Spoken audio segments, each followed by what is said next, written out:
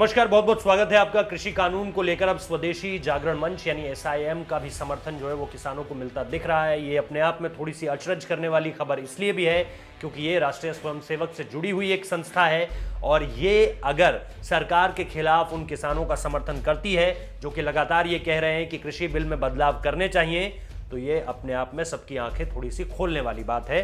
क्योंकि एसआईएम लगातार, स्वदेशी जागरण जो मंच है वो लगातार उसकी तरफ से ये कहा जाता रहा है कि सरकार जो है वो किसानों की हितैषी है और किसानों को लेकर जो भी कदम उठाए जा रहे हैं वो बहुत शानदार है, बहुत बढ़िया है। लेकिन खास तौर पर किसानों का ये जो आंदोलन रुकने का नाम नहीं ले रहा है, अब तकरीबन एक हफ्ता होने जा रहा है।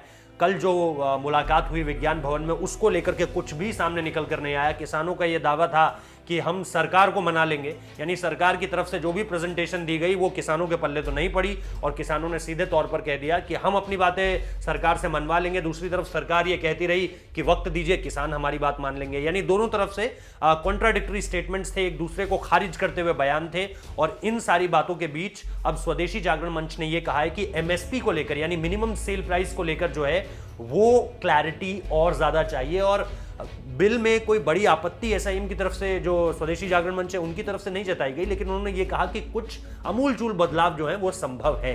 यानी इसको थोड़ा और फ्लेक्सिबल किया जा सकता है। किसान एमएसपी को लेकर जो बात कह रहे हैं कि उसको अगर आप उसको हटा नहीं रहे हैं तो बिल में मेंशन कीजिए, वो बात होनी चाहिए, बिल में लिखित तौर पर होनी चाहिए। प्रधानमंत्री नरेंद्र मोदी ने भी वाराणसी में इस बात को कहा कि कई सारी भ्रामक टिप्पणियां की जा रही हैं, कई सारी ऐसी बातें की जा रही हैं जो जिनका जमीन से, मतलब जमीनी सच्चाई से, वास्तविकता से कोई मेल है नहीं, लेकिन वो चीजें सामने निकल कर आ रही हैं।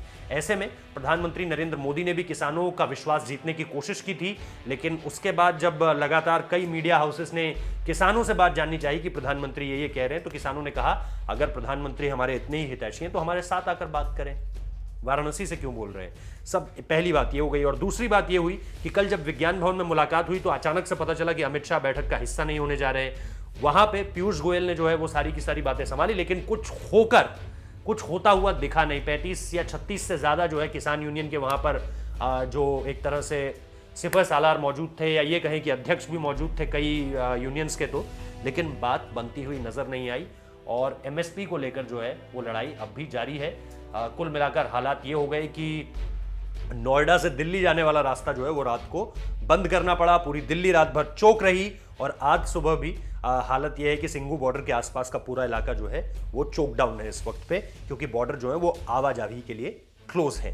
तो अब देखते हैं कि चीजें कैसे आगे बढ़ती हैं। फिलहाल तो बात जो समझ में आ रही है वो यही कि एमएसपी को लेकर किसानों की तरफ जो है वो पलड़ा भारी होता हुआ नजर आ रहा है। बहुत बहुत शुक्रिया इस वीडियो को देखने के लिए।